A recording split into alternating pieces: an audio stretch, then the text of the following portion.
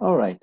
So we have just stated that the statistics is basically a function of the values observed in a sample. So in this example, we have given 3 different statistical examples, and sample average or sample standard deviation or sample minimum maximum are statistics in the form of a mathematical function. But in real life, when we refer to statistics, sometimes we mean the statistical science. Okay, so when we say statistics, it may also be referred to the statistical science, which is a mathematical body of science that pertains to the collection, analysis, interpretation, or explanation and presentation of data. So statistics is basically dealing with these processes. So we collect the data from a parent population as a sample, and the collection procedure, the analysis, and the explanation procedures of these data are actually the tasks of the statistical science.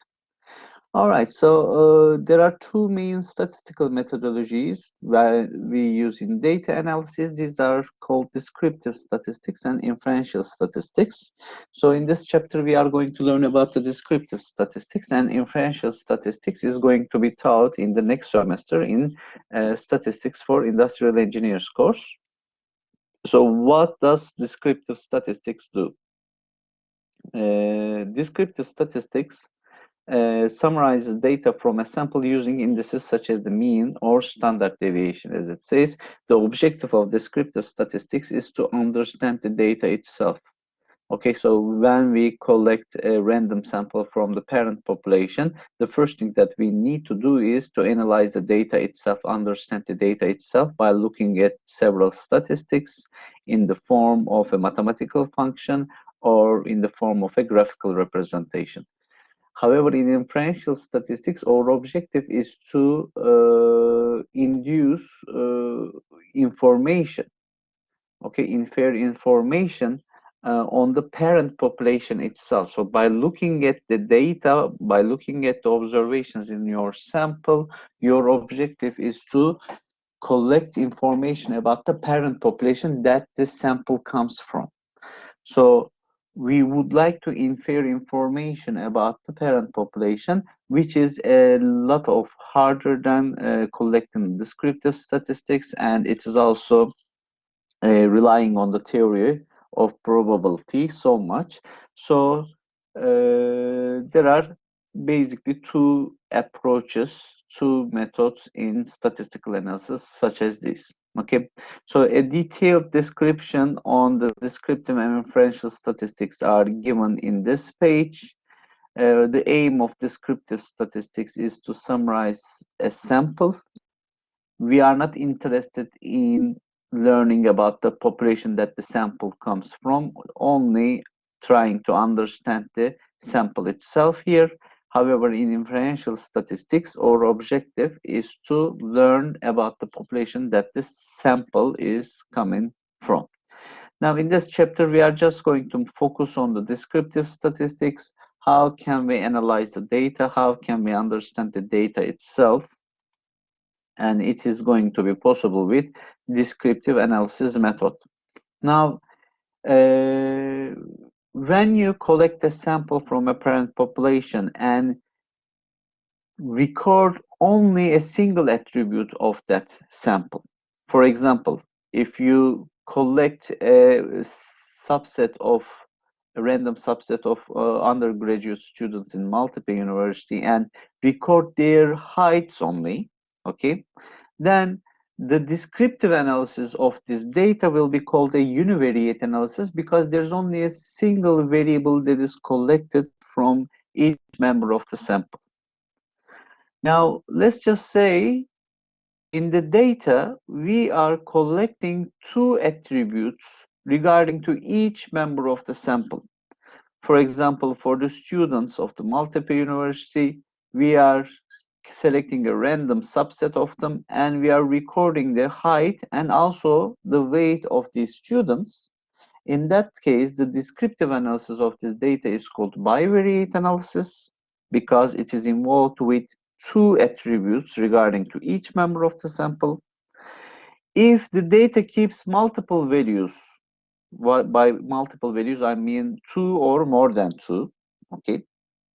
If it keeps multiple values that corresponds to each entity in the sample, for example, for the multiple university students, for a given random sample, if we record the height, weight, and the gender of the students, so you see we are recording 3 different attributes here, then the analysis of this data is called multivariate analysis. Now, our objective today is to focus on the univariate analysis and the bivariate analysis here. Now, univariate analysis involves describing the distribution of a single variable on the sample. So we are just collecting a single attribute value of each member in the sample. Now, there are two categories of univariate descriptive statistics: the ones that measure the central tendency and the ones that measure the dispersion. So the mean, median, on mode or mode, these statistics are the statistics that measure the central tendency. So their objective is to determine around which value the possible values of the sample are distributed. However, the statistics of dispersion are trying to give a range of the possible values that we may observe in data, and the possible values are how the possible values are varying over the real line. So these dispersion statistics, spread statistics, are basically measuring this. The examples are quantiles, standard deviation, variance, and histograms. Now, in order to understand the statistics of central tendency and statistics of dispersion, we are just going to assume that we will be given a simple random sample in the form of a vector like this. So let's just say we have collected a random sample of n students from multiple universities and recorded their body weights in this data. So x1 is the first body weight that we have collected, x2 is the second body weight that we have collected, so on and so forth. Now this, assuming that this is a random sample coming from the parent population, multiple university, and it has size equal to n. So these body weights are belonging to n students only. Now, sample mean is a very easy statistics, but it is also very important. It is basically the average value of the sample data. What we are doing is, in order to calculate the sample mean, we are summing up all of the observations. There are n observations, and we are dividing the summation to the number of observations n. And the X bar symbol represents the sample mean. This bar sign means the sample mean, the sample average. And usually we use this bar symbol to represent the average of a vector. And the next type of statistics which measure the central tendency that we are going to learn are median and mode. But in order to understand the median, first we need to understand the order statistics. Though order statistics is not related with the central tendency statistics, it is important to calculate the median. Therefore, we first need to give the definition of order statistics. Actually, we have previously given its definition in earlier chapters.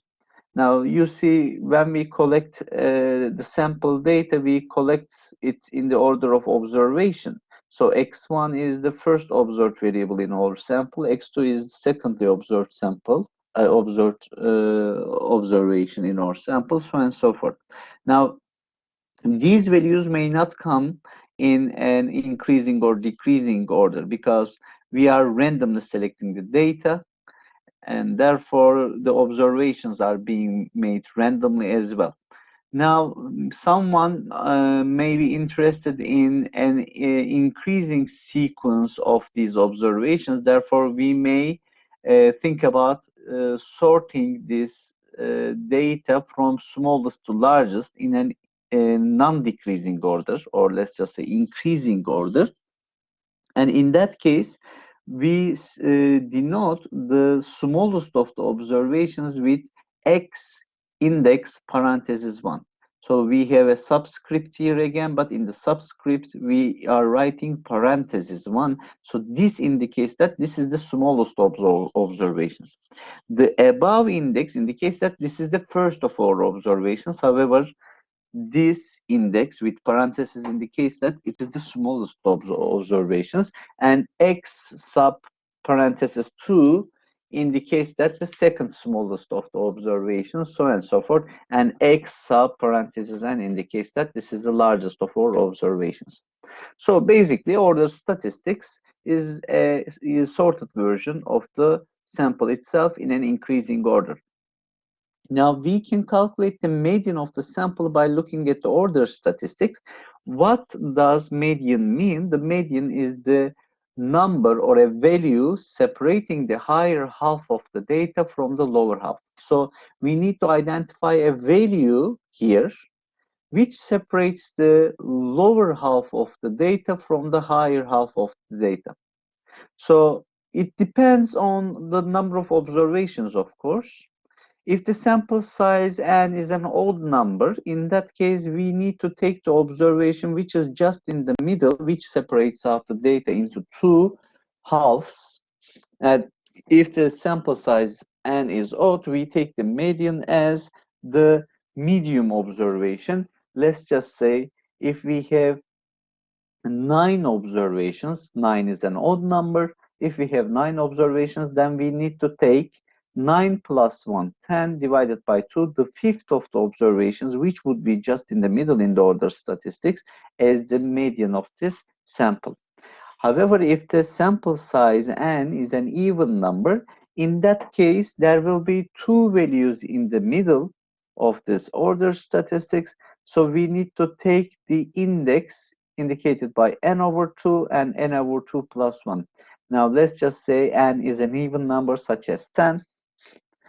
And if n is equal to 10, then we need to take the fifth index and the sixth index and take an average of these two indices in the order statistic. Okay, so the fifth and the sixth of the observations in the order statistics are just in the middle, and their average will define a median for us. So what is the mode of a sample? The mode of the sample is basically the value that appears most often in the random sample. So the value that is observed most frequently is called the mode of the sample. Now we are going to solve an example, a small sized example about these applications. So let's just say we have a parent population of 1,000 households in a residential area, and one variable about them have been recorded. So this is our whole parent population. Actually, we do not know these data. Okay, so there is let's just say there are 1,000 households in this residential area, and they have income levels. Each of these families have income levels. However, let's just assume that actually we do not know this information, these income levels of 1,000 households. Okay, so these are monthly income levels which are stored in this table. However, we assume again we do not know this parent population. Okay. Now, in order to infer information about the parent population, of course, we need to collect a random sample which tries to represent this data, this parent population. So we draw a sample of 30 households from this residential area, and we have asked their monthly income levels, and these 30 families, these 30 households have given us this information. So the first question is to calculate the sample mean. Then we are going to construct the order statistics of the sample, which is just going to be sorting these observations from smallest to largest. And then we are going to calculate the median of the sample and the mode of the sample.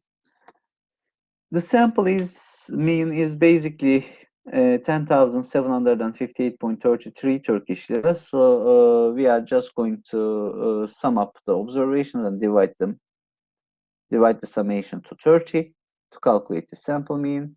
The order statistics is given.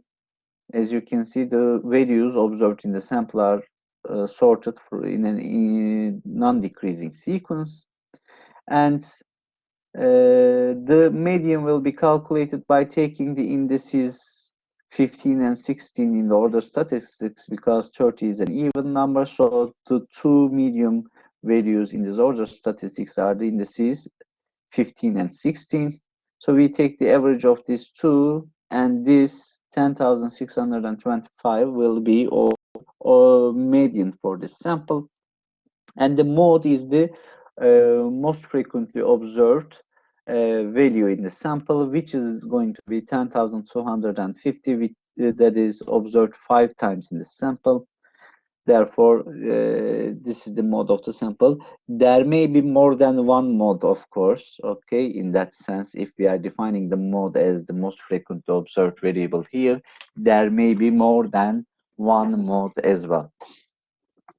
All right, so we have calculated the sample mean here. So X bar for this sample of size 30 is calculated as 10,758.33. Now, this is basically an estimation of the average monthly income in the residential area. So by looking at a representative sample, which represents the parent population, we can make a forecast about the true parent population mean. So if somebody asks, what is the average income, monthly income level of all members of this society, all members of this community, in that case, we cannot answer this question, of course. The true answer cannot be known unless we know the income levels of all parent population members. However, by looking at our sample, we can say that a forecast can be made for the true parent population mean, and that forecast is 10,758.33 Turkish liras. Now, this value is estimated, this value is calculated by a sample of size 30. Now, let's just say we have selected a random sample of 50 households, and in this sample, we have calculated the sample average as 10,855.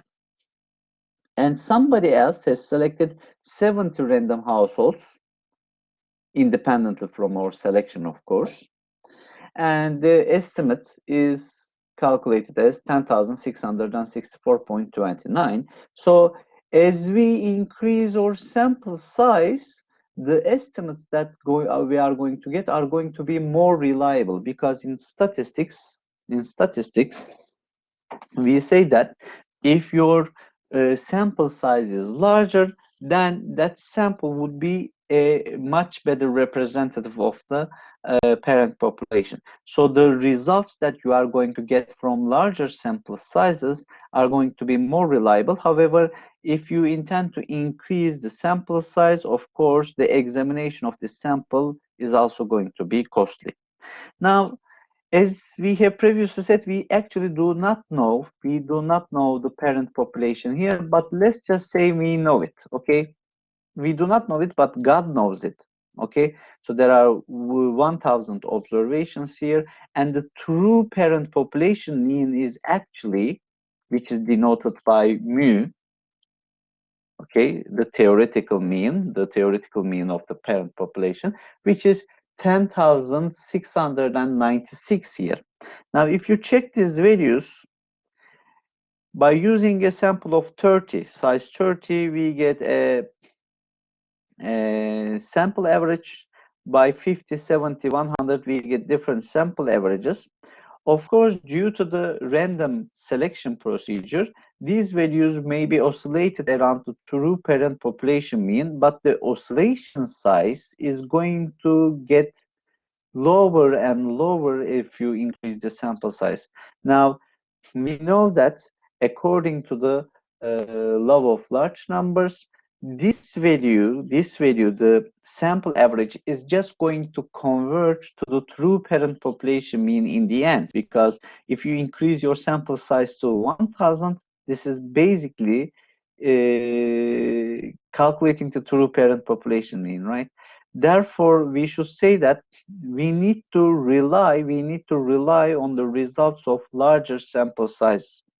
However, you see the closest value, the closest statistic, the closest estimate to the true parent population mean comes with 200, comes with the sample where we have 200 observations. So it is not guaranteeing you that you are going to get the most accurate estimate if you increase your sample size. However, we should say that it is the most reliable. So this is how statistics works. Okay, so the closest sample average to the true parent population mean is observed with a sample where we have 200 observations. However, this is not also guaranteed. Okay, in another trial, if we take a random 200 observations, it can give us a sample average which is the furthest from the true parent population mean as well. Okay, this is just by chance. So we cannot say that taking a sample of 200 always works, unfortunately. What works is taking a larger sample size. So in that case, the values are going to be most reliable. Now, in fact, since we do not know the true parent population mean, how can we make sure that which value is more accurate? It is impossible, right? So if nobody knows this true parent population mean 10,696 Turkish liras, how can we make sure that which value is more accurate here? Therefore, what we can only do is we can rely on the results of a larger sample size. Okay. Another types of statistics in univariate descriptive analysis are the statistics of dispersion, and we have said that one type of statistics of dispersion is quantiles. So what is a quantile? Actually, it is just like the median. Remember, the median of the sample was the value that separates the lower half of the data from the higher, larger half of the data. In quantiles, in defining quantiles, we make this separation with any percentage. So let's just say we are defining a Q% quantile, and Q% quantile basically separates the higher 100 minus Q% of the data sample from the lower Q%. So if Q here is equal to 50, then 50% quantile is just going to be the median itself. However, quantile is a general definition for a separation statistic, and we can, for example, define a 40% quantile, and 40% quantile separates the lower 40% of the data from the higher 60%. So there are several ways of calculating the quantile statistics. There are several suggested ways. This is only one of them. Okay, I'm not stating that this is always the best way of calculating the quantile. This is just one simple way of estimating the quantile. However, in statistical studies, there are several ways of estimating these quantile values. So how is it working? Of course, you see it requires the order statistics. Again, in order to calculate the quantiles, we need to construct the order statistics first. Then we are just going to take this Q as a percentage and multiply it with the sample size and divide it to 100. Then we take the closest integer. We take the closest integer to that value, Q, and divide it by 100. And for that integer value, we check the index in the order statistics, and that will be our Q% quantile in that methodology. Now, for example, in this question, again, we have our sample of size 30, and it is given in the form of an ordered statistics. Here, the question is asking us to identify 25, 60, and 75% quantiles of the sample. So how are we going to do that?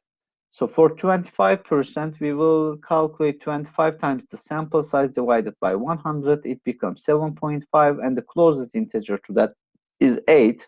Now, because it is 7.5, you can also take the 7th index as well. But let's just say if we are just in the middle, let's just round it up. But if this value was 7.49, for example, then the closest integer would be the 7th index. Okay, that's the integer. 7 will be 7, therefore we need to take the 7th index.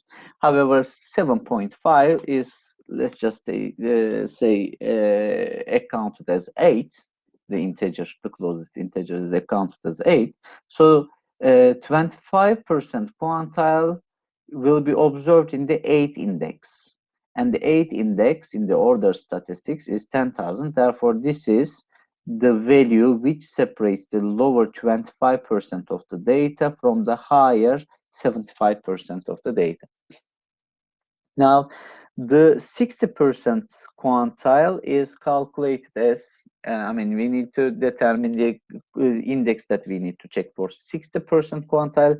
So we say 60 times the size of the sample divided by 100 makes equal to 18. So the closest integer is also 18. The 8 on the 18th index, we have 10,750 here on the 18th index. And this value separates the lower 60% of the data from the higher 40%. Finally, for 75% quantile, we multiply 75 with 30 and divide it to 100. It becomes 22.5. We again take the closest integer as 23 because this is just 0.5 and we round it up. And this value at 23rd index separates the lower 75% of the data from the higher 25%. Okay. Now, as I have said, there are several ways of calculating the quantile values. This is just one of them, only one of them. And in fact, if your sample size is larger, instead of observations, 30 observations, if you had, for example, 3,000 observations, in that case, whichever quantile calculation methodology you use, it does not matter. They are going to give you very close results in any way. Okay, so the difference between the quantile calculation methods is basically observed in smaller sample sizes, but whichever method you use for large sample sizes, the values that you are going to get are going to be very close to each other in any way. All right, so you see, quantiles can be defined with any percentage. Okay, if you say 50% quantile, that means the median, but your quantiles can be defined with any percentage. However, with these three spatial percentage values, 25%, 50%, and 75%, the quantiles that we calculate are referred as the first, second, and the third quartiles, because these are the quarter separators, right? So these percentages are separating 100 into 4 quarters. Therefore, the 25%, 50%, and 75% quantiles are called respectively the first, the second, and the third quartiles of the sample. In fact, the second quartile is also called the median. All right. So, of course, quantiles are not the only statistics that measure the dispersion of a sample. We also can calculate the sample variance and the sample standard deviation. Now, we have learned about the theoretical variance, right? The theoretical variance was defined as the expected value of the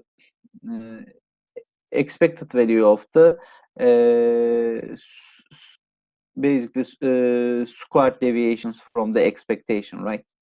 So the expected value of the squared deviations from the expectation was the theoretical definition of the variance. Now we are also defining a variance for the sample itself. So if we want to estimate the variance of the parent population, which value we could have used? The sample variance. The sample variance is already defined in our earlier chapters, in chapter 9, in after the limit theorems. Now, how do we calculate it? First, we need to calculate the sample average. So in order to calculate the sample variance, first we need to calculate the sample average. Then we subtract the sample average from every member of the sample data. So these are called the deviations. Then we square these deviations and sum them up. So the term in the numerator here, in the sample variance formula, in the numerator, is called the sum of squared deviations. How do we calculate it? By subtracting the sample average from every member of the sample, every observation in the sample. Then we square these differences and sum them up. This is called the sum of squared deviations. And then we divide the sum of squared deviations to n-1, not the total number of observations. To n-1, we have already explained why we need to divide it to n-1, because in that case we get an unbiased estimator of the variance of the parent population. This is how we calculate the sample variance, and the sample standard deviation is basically the square root of the sample variance. So these two statistics are related with each other. You can calculate the sample standard deviation by taking the square root of the sample variance. Now, for the sample data provided in question 1, where we had 30 observations about the monthly income levels of the households, the sample variance is calculated at 786,566.1, and the sample standard deviation is basically the square root of this value, which is 886.886. All right. Now, of course, we should practice these two calculations, sample variance and sample standard deviation calculations, in this example where we have a smaller sample size. So let's just say we are making quality inspection tests, okay, quality control tests, quality checking tests. And let's just say we are making this quality inspection in 5 different parties of finished goods. 5 different parties of finished goods. In each party, we have 100 finished goods. Okay, so in total, we have 500 finished goods, and these 500 finished goods are separated out into 5 different parties. In each party, we have 100 finished goods, and we are running a quality inspection procedure over each party. And then we observe that in the first finished goods party, we observe 3 finished goods which failed the inspection test. In the second party, we observe 5 finished goods which failed the inspection test. In the third party, we have 7 failed goods. In the fourth party, we have 5 failed goods, and in the fifth party, we have 8 failed goods. Okay, now so we have basically a sample of size 5 here, okay, from each party. So basically each party, each finished goods party is a member of this sample. Okay, we do not have a sample size of 500 here. We only have a sample of size 5, and in each party of 100 members, we counted the number of finished goods who have failed the test. So we have a sample of size 5 here. Okay, so we are going to calculate the sample mean, sample variance, and the sample standard deviation step by step. But let me tell you that with such a small sample size, such as 5, using these statistics to make any comment or inference about the parent population is a very dangerous thing to do. Okay, because the sample size here is very small, therefore they cannot produce reliable results on the parent population that they are trying to represent. But this is just an example. It's a small size example, so we can easily calculate the sample mean, sample variance, and the sample standard deviation. The sample mean is 5.6 here, the X bar value. So this is the average of the sample, and the sample variance requires what? We need to subtract this sample mean 5.6 from every observation in the sample, and we need to take the square of these differences and sum them up to calculate the sum of squared differences, and the sum of squared differences must be divided to 4, which is 1 minus the number of observations. So the sample variance is 3.8, and the square root of 3.8 will give you the sample standard deviation, which is 1.9494. All right, one final statistics about the dispersion of a sample is the histograms, but histograms are not statistics which are given in a mathematical function form. Okay, histogram is a descriptive statistic which is given in a graphical form. So we are just going to draw a diagram here, okay, in the graphical form. So it is a graphical representation of the distribution of the numerical data, and it gives information on the observed frequencies in equidistant intervals of the data range. So how do we draw a histogram? So the steps are given here. First, we need to divide the range of the data into equidistant intervals. So we need to define these concepts. What is the range of the data? The range of data can be defined basically as the smaller, the interval defined by the smallest and the largest of the observations. Okay, so the range of the data means the interval where the values of the data are distributed. So we can basically define it as the interval defined by the smallest and the largest of the observations.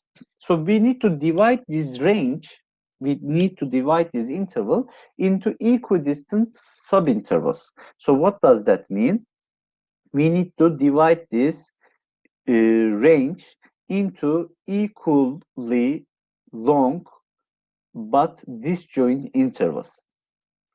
And then in each of these intervals, we are going to count the number of observations, which are going to be called observed frequencies in the data.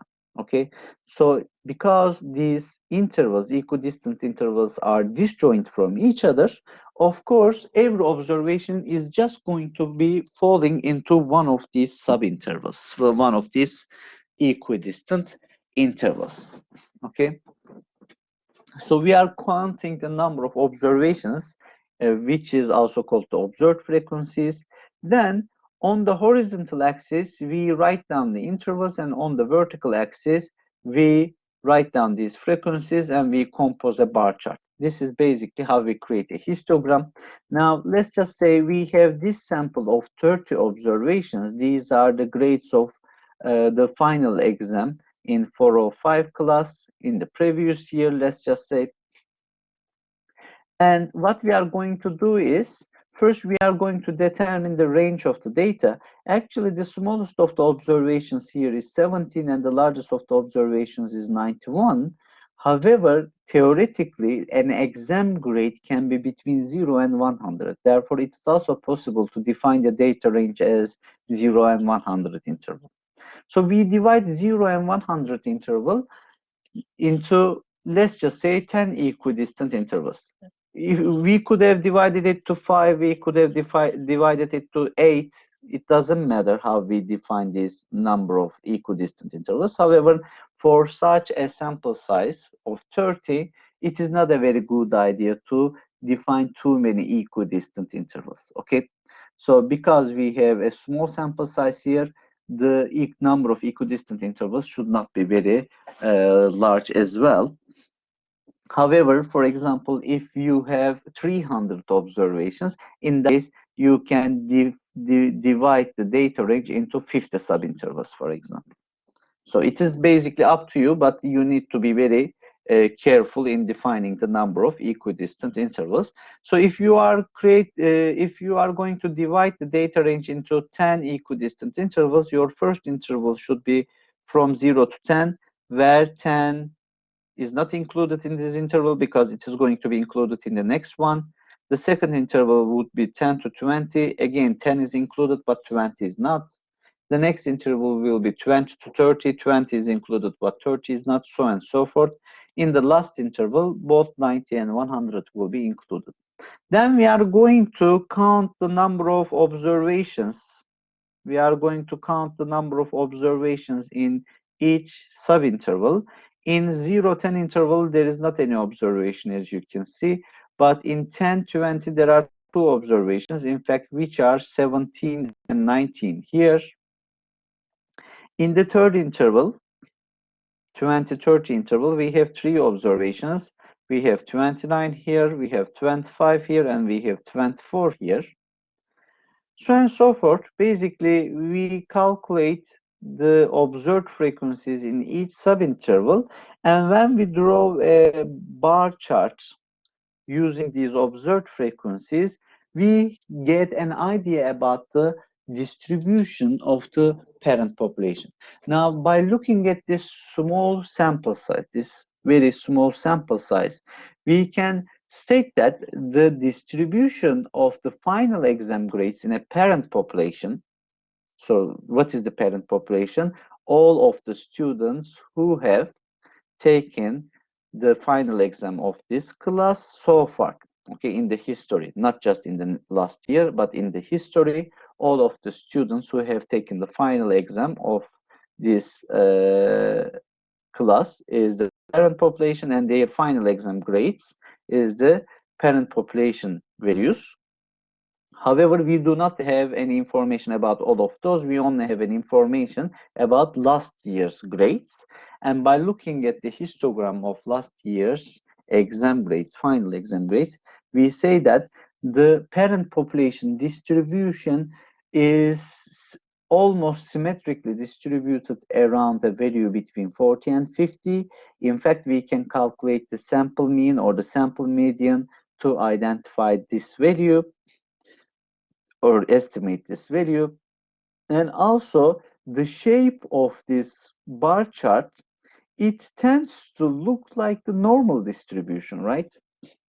I cannot say that it is normal distribution. I need to make formal tests on that, and which you are going to learn in the second semester.